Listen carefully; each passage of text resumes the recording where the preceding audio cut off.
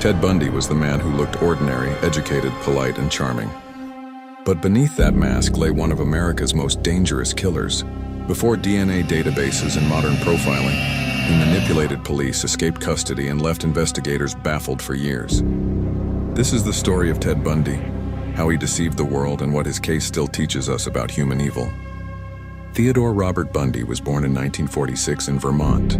He grew up believing his grandparents were his parents and that his mother was his sister, a family secret that deeply affected him. Friends later described him as intelligent and confident, yet emotionally detached.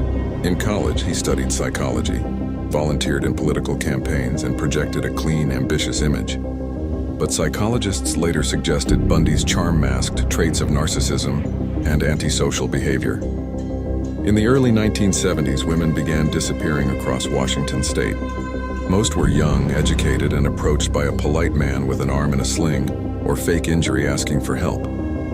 Bundy's careful planning and ability to appear harmless made him invisible to suspicion. At the same time, he maintained a relationship, continued his studies, and even worked at a suicide hotline center, next to future crime author Anne Rule, who later wrote The Stranger Beside Me. By 1974, police across multiple states compared notes and realized they were hunting the same suspect. Witnesses described a man named Ted, driving a tan Volkswagen Beetle. Investigators eventually connected Bundy to cases in Utah, Colorado, and beyond. Despite growing suspicion, his clean-cut appearance and lack of prior record made it difficult to secure an arrest. This was one of the first multi-state investigations in American history to use data comparison for linked serial cases.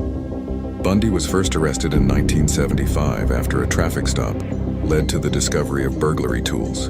A search of his apartment linked him to several missing women. He was charged but continued to deny everything. In 1977, while awaiting trial, Bundy escaped custody twice, the first from a courthouse library, the second from a jail in Colorado, by cutting through the ceiling and walking out undetected.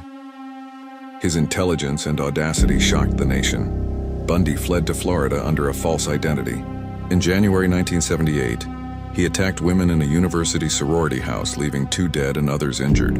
Weeks later, he kidnapped and murdered 12-year-old Kimberly Leach, his final known victim. Bundy was caught soon after during another traffic stop, ending one of the largest manhunts in U.S. history. Bundy chose to represent himself at trial, turning proceedings into a media spectacle. He cross-examined witnesses, smiled for cameras, and even proposed marriage in court. In 1979, he was found guilty and sentenced to death.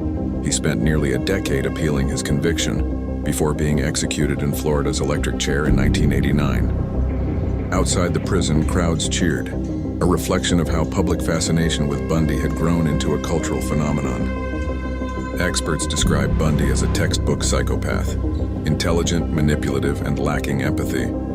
He admitted to more than 30 murders, though the true number remains unknown. His case transformed criminal profiling and inspired new methods in forensic psychology.